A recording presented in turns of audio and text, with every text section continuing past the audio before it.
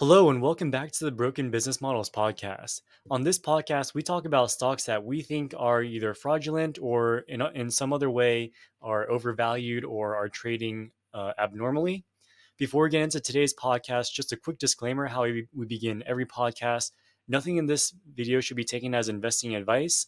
Uh, you should always do your own research and consult a professional before making any investment decision. Either of us could have positions in any of the stocks mentioned and can change those positions at any time without notice. So with that being said, the topic of today's video is going to be a stock called IonQ. Now, we did a video about IonQ a few weeks ago where we went over some of the concerns that we have about the industry that it's in general, which is quantum computing, and some specific things about IonQ in particular that, in our opinions, are very concerning. Since then, there have been a few other revelations and developments regarding IonQ that we wanted to bring to light and discuss with everyone. So, James, do you want to hand it over to you to explain what these recent developments are? Yeah, so if you watched our previous podcast from a few weeks ago, we talked about some of the concerns we have with IonQ and how we believe that they are over exaggerating the capabilities of their technology. Um, and this has caused a lot of hype from investors around the stock, which we think is unwarranted. So, in today's video, we're going to talk about two recent developments that have happened in the last week. So, after our last video. Um, on September 27th, they announced two new quantum computers that they are going to be releasing in 2024 and 2025. So in 2024, they say that they will be releasing a new quantum computer called Forte Enterprise, and they say this will have 35 algorithmic qubits. Now, an algorithmic qubit is a measure of how powerful the quantum computer is. So the more qubits you have, the more powerful the computer is. And then they say in 2025, they're going to release IonQ Tempo, a new quantum computer which has 64 algorithmic qubits. So this has got investors really excited because they say they're going to be releasing over these next 2 years even more powerful quantum computers. Also, on September 28th, so the very next day, they announced a $25 million deal to sell quantum computers to the U.S. Air Force Research Lab. So we're going to go through both of these new developments. So this is a technology roadmap that IonQ recently published at their analyst day. So, as I said earlier, the more qubits that the computer has, the more powerful it is. So currently, the latest quantum computer that they've actually created has 29 qubits. They claim that in 2024 they're going to release the Forte Enterprise was 35 qubits, and then in 2025 they're going to have the Tempo with 64 qubits. So, what does this actually mean in concrete terms? So on September 26th, the CEO of IonQ, Peter Chapman, did a presentation where he talked about the two new developments, the 35 qubit and the 64 qubit computers that they're developing. He spent the most time talking about the IonQ Tempo, the 64-bit computer, and going to be released in 2025, according to them. And he said that it's going to be a massive game changer. And the reason he says it's going to be a game changer is because it's going to be the first time that the quantum computer will be powerful enough to actually do things of real world usefulness. This is a quote directly from Peter Chapman. He said, "Today, companies are doing proof of concepts. These tend to be small engagements where companies are just starting to learn about quantum." Now, if you watched our previous video on IonQ, they do have customers, but these customers are paying them very small amounts of money to do some experimentation and tinkering around with their quantum computer. Because the quantum computer is not yet able to do anything of real world relevance, companies are not willing to pay them large amounts of money. So until they can actually prove real use cases, it's not going to be a viable business. They're not going to be profitable. And Peter Chapman himself says as much. He says, If we don't start to show that these machines produce real value, venture capitalists and governments will not invest in them. So they say that they know that their current situation, their current computers, are not enough to make a sustainable business. They need to show real world applications and real utility for these machines, which today does not yet exist. But they say with their 64-qubit computer in 2025, they will finally achieve this. Now, that's what they say. So we have to look at the actual technology of the quantum computers to see if this is reasonable.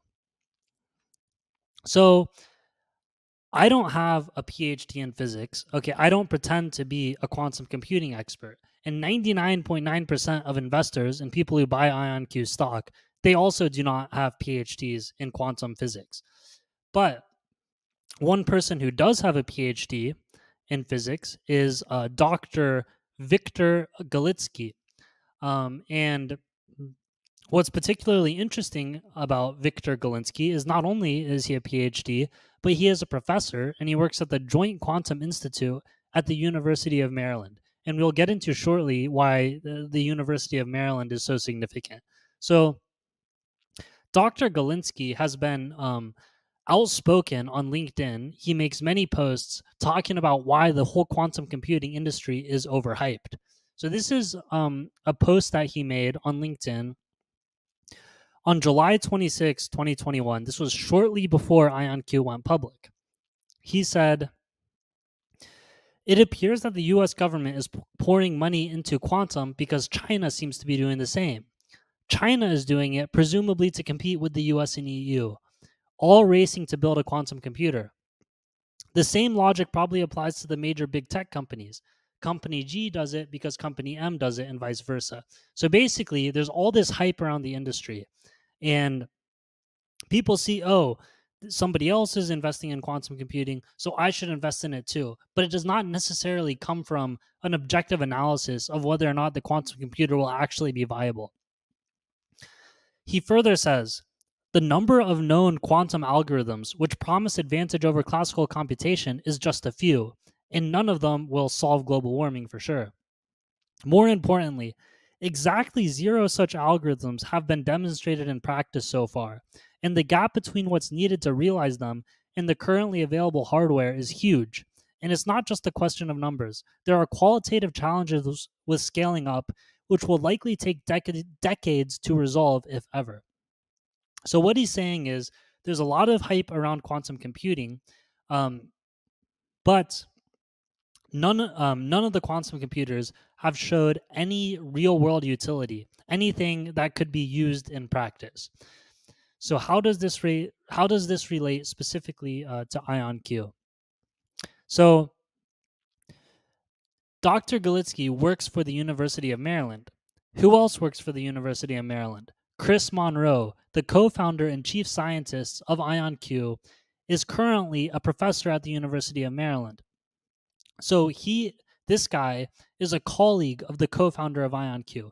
Not only that, but IonQ licenses a significant portion of its intellectual property from the University of Maryland. So to the extent that IonQ is making any breakthroughs or any massive advances in quantum computing, they're doing that on the back of research that comes from the University of Maryland. So, as Dr. Galitsky works as a professor at the University of Maryland at the Joint Quantum Institute, if these breakthroughs and these revolutionary new technologies actually exist, he would presumably know about it because he's working at the same university, right? So that goes to show that Dr. Galitsky is somebody who is very credible to talk about quantum computing from an objective lens. In August of 2022, Dr. Galitsky co-wrote a presentation that he published on the internet, on LinkedIn. So, in addition to being a professor at the University of Maryland, Dr. Galitsky also works part-time for Aspen Quantum Consulting, which is a consulting firm which advises companies and investors on the quantum computing industry. And in this presentation, he talks about a lot of the hype and how the quantum computing industry has become overhyped. He says that governments in the US, Europe, UK, and China are all investing heavily in quantum computing. But it's not from an objective, rational lens of like, oh, this is actually promising technology and we're going to get a return on an investment. It's more of, the US government says, China's investing in quantum computing. We can't let the Chinese get ahead of us, so we have to invest in it. And the Chinese are saying, oh, the US is investing in quantum computing and we don't want them to get ahead, so we have to invest in it. But these governments, they're not thinking about it as an investor, a private sector investor would look at it. They're not thinking about risk and reward and the expected value. They're just doing it as a reaction, trying to not fall behind. But just because a government is investing in some new technology does not mean the private sector should also be investing in it. And specifically, when it comes to the private sector, he talks about how it's gotten way overhyped, and you have companies raising huge amounts of money in quantum computing at what he thinks are absurd valuations. Now, in his presentation, Dr. Galitsky specifically calls out IonQ, which did an IPO or a SPAC in 2021. He said, IonQ has a few dozen physical qubits and is doing extremely interesting science, but there is still a long way to go before to get to a known useful algorithms. So he's saying this is him as of August of 2022. This is a man who works at the University of Maryland, the same university that IonQ licenses its technology from. And he's saying that IonQ in particular is a long way away from developing useful algorithms. So that is a big concern. He also, in his presentation, talks about what will be the likely use cases of quantum computing. And he breaks it into two sections. What is a quantum computer good for? And what a quantum computer could be good for. So these are the more realistic applications. These are the more speculative applications. And remember, none of these applications have been realized yet. No quantum computer can do anything useful, but these are the most likely useful things they could do at some point in the future if the technology gets good enough. And if you look at the most likely applications, it's very abstract scientific things, right? Breaking public key encryption. And he said this would require millions of qubits. Potentially understand design complex quantum materials, model chemical reactions and molecules, right? So these are the scientific things that maybe a quantum computer would be good at. These are the more speculative use cases. Maybe it could solve some optimization problems exponentially faster, which would make it relevant to many industries. But there is no proof yet that of quantum speedup. So what he's saying is that if you could develop quantum computers for optimization problems, this would be very useful, but it's not even proven that this is even possible. Next, it could significantly accelerate machine learning, but this is still in its early stages of research. Now, what is IonQ touting as their use cases, right? So two of IonQ's major customers, the ones that they talk about the most, are Airbus and Hyundai. As we talked about in our previous video, Airbus and Hyundai are shareholders in IonQ as well, making them potentially related party customers. But that's a whole different concern. So what are these Airbus and Hyundai doing? Airbus is experimenting with the IonQ to do cargo loading optimization. So this is an optimization problem. Hyundai is tinkering with IonQ to make advanced quantum machine learning for object recognition. So this is related to autonomous vehicles. Both of these two use cases, these are the ones they talk about the most. These are from their two most important customers. fall into the speculative category. And this kind of goes to the idea that IonQ is desperately trying to show their investors that their quantum computers will have this massive impact in the economy and will be useful for a wide number of industries. But from a purely scientific perspective, it doesn't even make sense to focus on these because these are the most speculative use cases. Where, from a scientific perspective, these more academic use cases are much more realistic. But it's a lot harder to get investors excited about these things than these things. But this is what IonQ is focusing on. So it does not appear that IonQ is focusing on the realistic scientific use cases. They're instead trying to paint as rosy of a picture as possible for investors. And here he shows this is kind of not specifically targeting IonQ, but he talks about a hype versus reality problem across the entire industry. And he points to the cover of Time magazine that's talking about quantum computing, and it's extremely optimistic and promotional. He said, quantum computing promises to solve some of humanity's most complex problems, backed by Jeff Bezos, NASA, and the CIA. And nobody knows how it actually works. It's the infinity machine. So this is a massively overhyped, this is a article that's massively hyping up the potential for quantum computing. But according to Dr. Gottsleek, this is the reality. Quantum computers cannot yet solve any problem that today's classical computers cannot solve. We are still far away from quantum computers that could break the public key encryption. You would need about 1,000,000 qubits. The current record is 100. And so breaking the public key encryption, that's one of the most promising use cases of quantum computing. It's one of the use cases that makes the most sense. But in order to do this, you would need, in his estimation, 1,000,000 qubits. Currently, IonQ's best quantum computer has 29 qubits. They're trying to get to 35 next year and 64 in 2025. This is nothing compared to the 1,000,000 qubits you would actually need. And he says the quantum computers that companies are currently developing have between 50 and 100 qubits. And he calls these noisy intermediate scale quantum computers. And if you watch our previous video, Ryan goes into some great detail about how there are big problems with quantum computers in that the output is noisy and inherently random.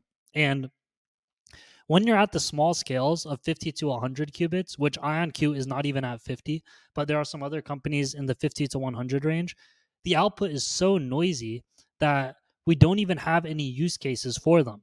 So the quantum computers that would actually be useful based on today's understanding would need 1,000,000 qubits. The most advanced ones have 50 to 100 qubits. And with such a small number of qubits, it's basically useless and we don't even have any use cases for it. But IonQ is not even at 50. They're at 29. And so we talked about some of the problems with the technology. And IonQ is claiming that by 2020, currently their quantum computers cannot do anything of real world usefulness. But they claim in 2025 they will have their new quantum computer that can be used for real world applications. And investors are relying on their promises, and that's kind of the whole crux of the bull case is their promises of continuing to advance the technology. Now, when you have a company like IonQ, which the management team is coming out giving presentations talking about, oh, we're on the verge of a big breakthrough, and then we're soon going to have a quantum computer that is going to be revolutionary. We have to look at how that company, we have to look at the management of the company, how the company portrays itself to look at whether or not they are trustworthy. So one thing that caught me attention is if you are on the internet and looking at IonQ, you will find huge numbers of extremely bullish articles about it. you'll find all types of articles saying IonQ makes huge breakthrough, IonQ, the leader in quantum computing, IonQ, the next $1 trillion company. And these articles are a big reason why investors are so bullish and so excited about the stock. And let's look at one of them in particular. So, this is an article published by Forbes. It was from a couple months ago, it was from June of this year.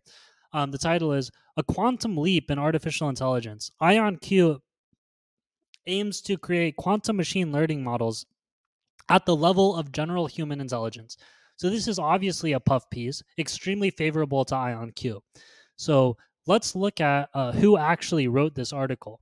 So this article came from More Insights and Strategy. This is the contributor who wrote this Forbes article. So what is Moore's Insights and Strategy? So Moore, they claim to be a consulting company, a technology consulting company, and this here is from their website. They say, we communicate our opinions on companies and coverage areas through custom research and market insight reports, white papers, blogs, webinars, trade show speaking, social media, videos, TV interviews, and press citations. So they have opinions on various technologies and companies, and they will set up press citations. That means that they will create articles in the news press in places such as Forbes talking about their opinions. So what is the basis of Moore's opinions, and how does Moore make money? So the FTC requires you to disclose, if you're a company like Moore, who's publishing all these articles about various companies, the FTC requires you to disclose who your customers are, who is paying Moore Insights and Strategy. And if you look at their website, one of their clients is IonQ.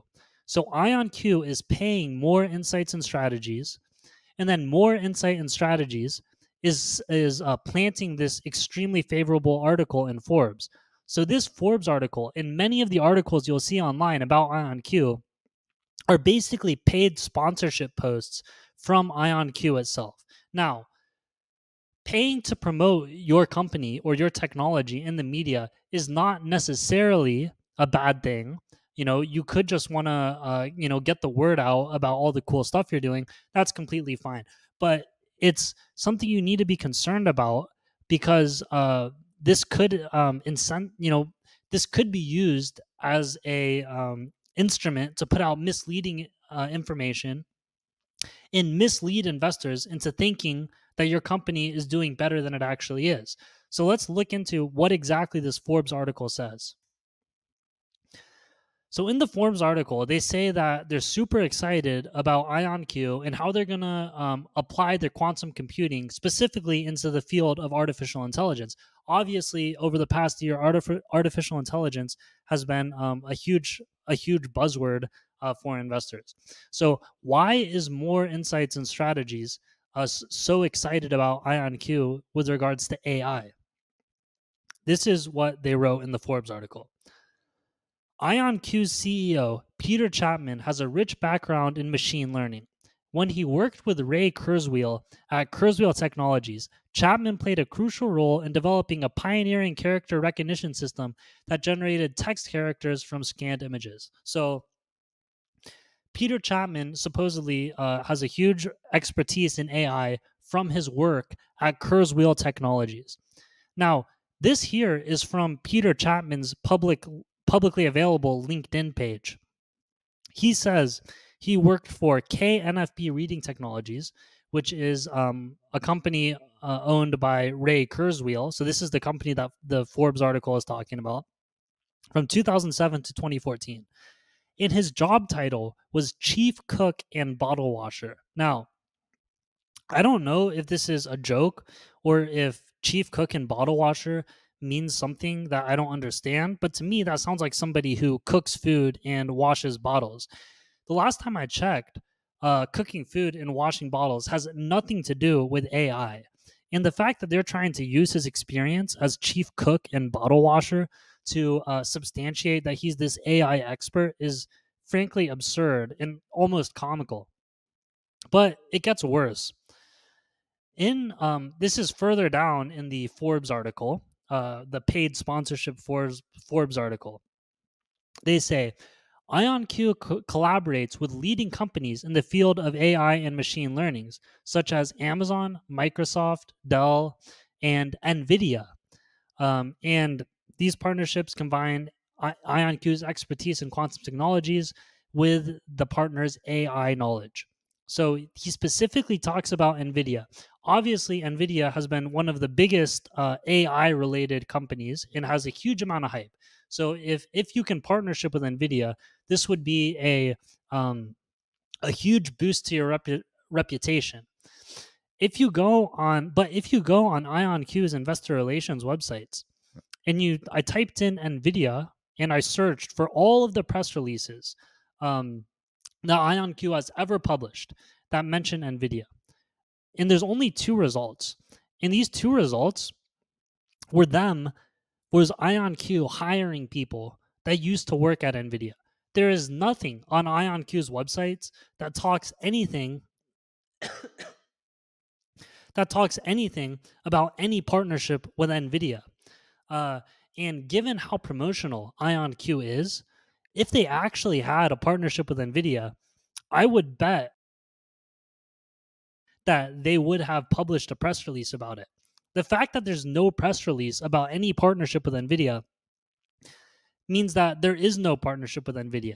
And then here in this Forbes article, which is basically a paid sponsorship from IonQ, they talk about this NVIDIA partnership, which does not exist. So this looks like they're trying to mislead investors into thinking that IonQ is doing better than it actually is by making up these fake partnerships. And then this is another. And then in this Forbes article, they give an interesting admission. They say IonQ's next major technical milestone is achieving 35 qubits. At the 35 qubit level, the AQ is algorithmic qubit. That's basically what they call a qubit. At this level, using classical hardware to simulate quantum algorithms can become very challenging and costly. At that point, IonQ believes it will be easier and less expensive for some customers to run models on actual quantum machines rather than attempting to simulate them classically. So what is this talking about? When you have a regular computer, just your laptop or any computer, you can download quantum simulation software. So that's a software you download that is meant to simulate or replicate the output of a quantum computer. Now, these quantum simulators have zero real world application, zero real world usefulness.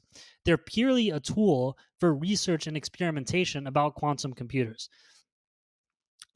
What IonQ's current best quantum computer, their AQ29, is so useless and so bad that it is worse than simulating quantum on a regular computer. That's what they're admitting here. So, but they claim that their next computer that's going to come out next year, the AQ35, will finally exceed a quantum simulation on a regular computer. And then they say in 2025, they're going to have their AQ64, which is going to be able to solve real world problems. But today, let's put this in perspective. IonQ has been around since, I believe, 2008, more than 10 years. So in the past 10 plus years of development, their best quantum computer is so bad and so useless that it cannot even outperform a simulation on a regular computer. And then they expect us to believe that in 2 years' time, they're going to create a new quantum computer that is able to do real world useful things, which has never been done before. This is extremely difficult to believe. This would be like if I spent the last 10 years building a wooden lifeboat, and then I tell you, oh, give me 2 years and then I'll make a cruise ship. Like the gap in the technology they have today and what they say that they're going to have in 2 years is massive, and it's extremely difficult to believe. So these are some of the additional questions we have from IonQ management in addition to the questions we posed in our previous podcast, which they have not addressed either. Uh, what is the nature of your relationship with Moore's Insights and Strategy? This is the company that they paid to post that Forbes article. And do you pay any other organizations to push out favorable news articles? And this whole issue with these them paying companies who are then writing articles in the news press and the financial media like Forbes is, I think, a big concern because um, investors that are looking into whether or not they're going to buy IonQ stock, the vast majority of them are not experts in quantum computing, and they're not reading technical journals and academic papers. They're reading regular news articles like from Forbes. And if the only information investors are getting are basically just paid promotions from IonQ, well, this is going to create a very distorted view of the company and the market. And we think that explains a lot of why, a lot of the hype around the stock. Even as we talked about before, there are huge issues with the technology. They do not appear anywhere close to creating anything useful, and they're giving these insanely bullish projections. Um, Yet, a huge amount of investors still believe in the company because of these sponsored articles they're releasing in places like Forbes. So, and one last thing we haven't really talked about yet was, as we showed earlier, they had this $25 million deal with the U.S. Air Force Research Lab. So they give extremely few details about this deal, but this is, I guess, one of the bull cases for IonQ is that they are getting some amount of money from the U.S. government for their quantum computers. Now, the amount of money they're actually receiving from the government is very small. They received this $25 million deal, but we have no idea how long it's going to actually take them to recognize that revenue. It could be over the course of many years. Last year, they had a $13 million deal also with the U.S. Air Force Research Lab. So in total, they got a little less than $40 million, which is a rounding error compared to their $3 billion market cap. It's like 0.1% of the market cap. So the money that they're going to get from the government is not going to be enough to turn them into a viable business and to and to uh, and to become profitable. It's the amount of revenue is too small. Now, the only way you can make a bull case out of this is that the fact that the Air Force is buying quantum computers from IonQ is somehow a validation of their technology and shows that their technology is legit. But um, as is talked about by Dr. Galitsky, the US government is in the European government, the UK government, and the Chinese government. They are not investing in quantum computing from a rational basis. They're doing it all to try to keep up with each other. So just because the government is investing in this technology does not mean that it's viable or is likely to be viable to the extent that a profit maximizing a private enterprise would want to buy one of these quantum computers. Because as we've explained in detail, we are years away from any commercially useful or commercially relevant quantum computer. So all of these things make us have extreme doubts about this stock. We think it's way overhyped, and it's basically a stock promotion, has very little revenue, losing huge amounts of money, and they're many years away, and we don't even know if having a viable quantum computer is even possible. I think that this is a ton of really good investigation information, James. I think for me, the one of the biggest takeaways for me is that, like, from a potential investor's perspective, like, it's impossible to take anything that IonQ says at face value.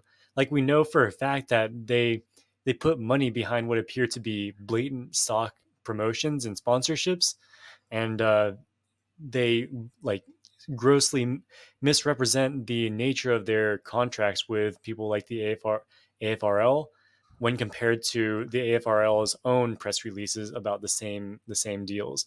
So it's like you can't take anything that they say at face value. And on the other side, it makes it even more dangerous because you know that all these things that they're doing is hyping up the stock price among the people who do not have all the information and kind of do trust these Forbes articles at face value. So Yeah, yeah, I think that that's what makes this really dangerous is just because when you have something, like quantum computing, which the average layperson does not even understand, has no way of understanding unless you have a PhD in physics, which the vast majority of people do not have. You would have no way of telling, if separating kind of BS from reality. So that's why I think it's if you don't understand something, don't buy the stock.